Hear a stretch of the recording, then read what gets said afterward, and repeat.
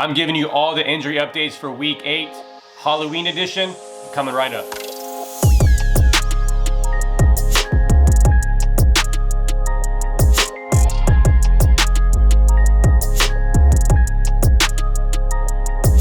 What's up, everyone? Welcome to the Gridiron Fantasy Football YouTube channel. I'm Chip. I'm the host of the Gridiron Fantasy Football podcast. Today is Saturday, October 31st, 2020.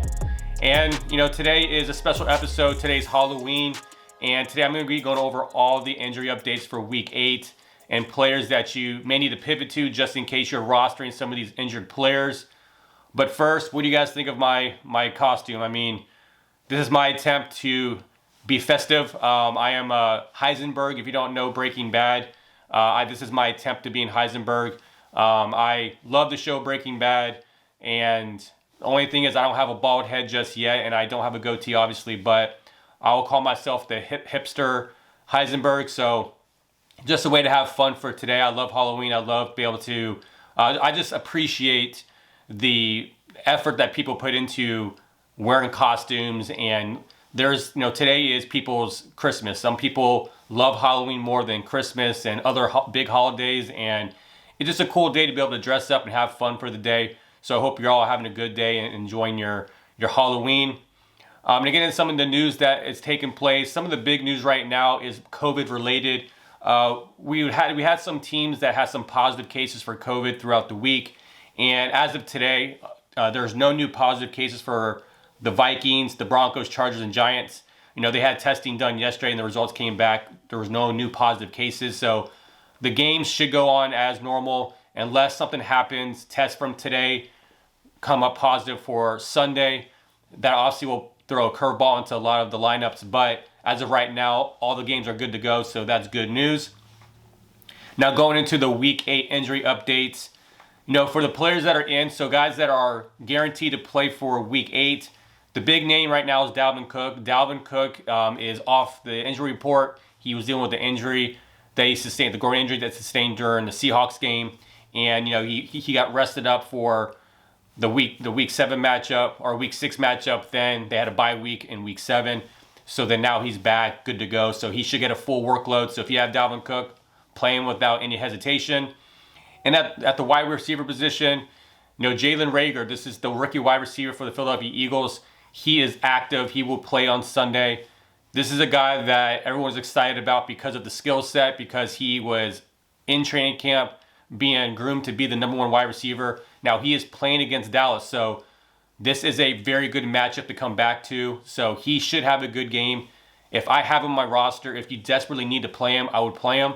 But I would like to wait and see what he does before you put him in your lineup and trust him in fantasy. But the good news is he's going to be good to go for Week 8. Deonte Johnson, he's going to be playing. He left the game early last week with an injury. Looks like he's healthy enough to play. This is a tough matchup against Baltimore.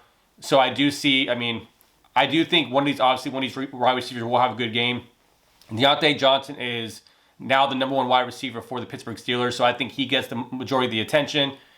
Obviously, Juju will get the attention. Then at least I hope Chase Claypool with a game where he could have another breakout game.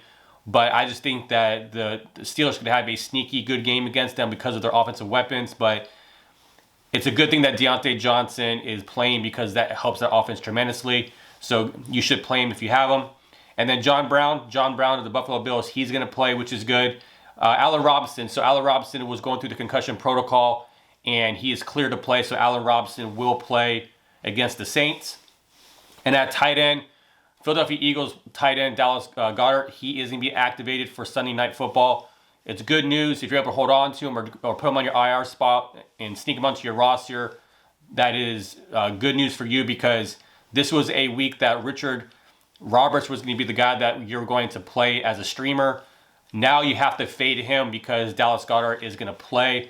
So I think if you have Dallas, I think you play him. I think this is a very talented tight end that deserves to be played. He's definitely one of those guys who's emerging as a star for that offense. Zach Ertz is hurt, so Dallas Goedert is a guy that I would play because I know the skill set. I know what he means to that offense, so he's a good player to add and play. And I think Noah Fant, he's going to be playing. He was dealing with some ankle injuries, and he will be in for week 8. Now going on to the players that we know are out for Week 8. News just broke that Andy Dalton will not play on Sunday Night Football against the Eagles. This was something that we were trying to figure out based on his practice participation throughout the concussion protocol. He will now be definitely out for Week 8. That means it's Ben DiNucci season. So if you're in a 2-quarterback league and you need that help and that's the only option you have, good luck playing DiNucci. Obviously, it's hard to really determine how this guy's going to play. We don't know anything about him. We haven't seen him play other than when he played in limited snaps last week. But if you're a Dallas Cowboy owner of CeeDee Lamb, Michael Gallup, and Amari Cooper, you're going to have low expectations. I mean, it's a good matchup on paper for the Cowboys. However, we don't know exactly how it's going to be when it comes to how he's going to do as a starter going forward. So hopefully it's a good game. Hopefully if you have to play some of these Cowboys pass catchers, it'll hopefully be a good game, from one of them.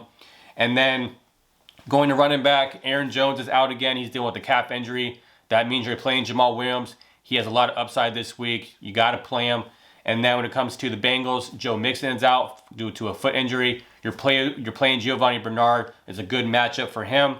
Miles Sanders, he was designated out. There's a chance that he could have played for the Eagles against the Cowboys, but they're going to decide to keep him out throughout the bye week. So Boston Scott is the player to play in that situation. And obviously Jeff Wilson Jr., he is going to be out for this week. He's on an IR. So this is an indication of they have Jermichael Hasty, and then you got Jerick McKinnon. Jerick McKinnon was held out of practice in last week for tired legs. So I'm not sure exactly medically what that means, but that seems like a rare designation. So he's going to be hopefully playing, but it's hard to determine who's going to be the guy who's going to start for this backfield because there's a chance that Tevin Coleman could play. He's been practicing, and they're hoping to get him off IR to play on Sunday. So Tevin Coleman just throws another name into the mix that it's just going to be hard to play any of these running backs in the backfield for the 49ers. And then going to wide receiver, obviously Chris Godwin is out for Week 8. He's not going to be able to play based on the finger surgery. He is practicing on the side at Bucs practices, but he's not going to play. He could have come back at Week 9, but they're going to be conservative with them, so he's out so far for Week 8. And then Michael Thomas, another week that he's going to be out, which is really concerning about this because he was only supposed to miss the time that he had with the high ankle sprain. Then he tried to come back. Then he had got into a fight with one of his teammates, which he was inactive for that week. And then he hurt his hamstring. So they had the bye week too. So it's one of these things where Michael Thomas, man, if you own Michael Thomas, you're getting kind of nervous on if you're ever going to play him this year. He's going to come back at some point. But man, it's Week 8 already, and he only played one game so far for you. So definitely a frustrating, situation in New Orleans. But it's one of those things where hopefully he comes back next week. And obviously Emmanuel Sanders, he's out. He has COVID, so he's been symptomatic, so he's not going to be playing this week. Then Marquez Callaway, he was a guy that had a really good game last week for the Saints. He won't be playing, so this is a game where you're not playing Drew Brees. I mean, he has nobody to throw to other than Traquan Smith. You got Jared Cook, and then you got Alvin Kamara. So, I mean, this could be a very ugly game offensively for the Saints. I do think Alvin Kamara is probably the safest player to play. I have to play Jared Cook because I decided to bench Hayden Hurst this week. But, it's one of those things where it's going to be Drew Brees. Hopefully if you don't have to play Drew Brees this week just because he has really nobody to throw to. And then you're going to, let's see, Sami Watkins, he's out. He's been dealing with a hamstring injury. He's out for Week 8. Jameson Crowder, he's out again this week. Brashad Perriman's out. He's dealing with a concussion. N'Keal Harry for the Patriots is out. Julian Edelman is out. Julian Edelman dealt with a minor knee procedure, so he's been placed on IR, so he's going to miss the next 3 games. So that's a huge hit for the New England Patriots. Cam Newton needs somebody to throw to, and right now he has nobody. So that offense can be, that's why I was saying the Bills could be a sneaky good play tomorrow because that Patriots offense without those weapons is just going to be hard to watch. So hopefully Cam Newton can do something to ignite that offense, but it's going to be very tough. And then 49ers wide receiver Deebo Samuel, he's not going to play this week. So obviously you're going to play Brandon Ayuk. He definitely has a similar skill set to Deebo. So I think that he's a guy that you have to play in his place. And then tight end position, Austin Hooper, he's not going to play in week 8. Obviously, he's been dealing with the surgery they had last week. Harrison Bryant becomes a good streamer for this week because they play the Las Vegas Raiders. They are, they're average against the tight end. Gronk had a good game against them. Harrison Bryant is a very athletic tight end, so I think that he could have a sneaky good game against the Raiders. And going to the questionable players, these are the players that obviously are trending forward to go playing. So Philip Lindsay, the head coach of the Broncos, came out today saying that Philip Lindsay should be playing tomorrow. So Philip Lindsay is a good play if you need the flex play or deeper leagues, but he should be good to go for Sunday. And this is Tevin Coleman. So Tevin Coleman, he's been practicing. They want to get him activated, so there's a chance that he could be activated for Sunday night. Like I said, it's hard to determine who you're going to play because there's 3 good running backs that you could play. We just don't know who exactly is going to be that guy. So high risk, high reward for any of you guys who have to play one of these running backs. And then Frank Gore he's questionable with a hand injury. Then you got Damian Harris is questionable as well. At wide receiver, Tim Patrick, he's questionable, but he's trending towards playing. So he could be a guy that could be a sneaky play as well. And then you got a tight end, Tyler Higbee. He's questionable for week 8, and then Mo Cox. So these are guys that have a potential to play, but determining how they do during pregame warmups or how they feel going into tomorrow after today, the chance that these 2 guys won't play for week 8. But that's why you always look at all the injury reports and look at what people are tweeting out or reporting to determine and keep updated to these guys that are on your rosters. And now going to the questionable and game time decision players. Not many players on this list, but we do know that Chris Carson, Carlos Hyde, Travis Homer of the Seattle Seahawks are all true game time decisions. Pete Carroll came out and reported that they're going to try to test them out before the game to determine their status for the game. It's frustrating if you are someone who picked up Carlos Hyde off the waiver wires this week because obviously Chris Carson had good news about his MRI and his X-ray that he's week to week, but obviously you're trying to get a win this week, and hopefully Carlos Hyde was a guy that you're going to be able to plug and play. But it looks like he's more doubtful to play than Chris Carson is.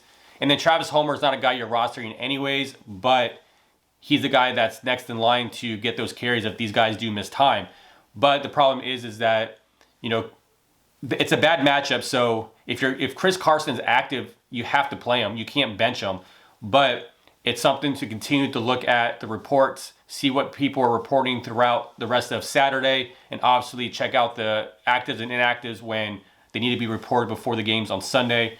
But if any of these running backs are inactive, if you need to have an emergency player to plug and play, DJ Dallas is that guy that you can use. So we don't know much about DJ Dallas. We just know he's a rookie. We don't know how effective he's going to be against a defense like the 49ers, but it's a guy that, like I say, if you need someone to play and it's an emergency, put him in there. And then Mark Ingram, he's doubtful to play for week 8. He's been dealing with a high ankle sprain.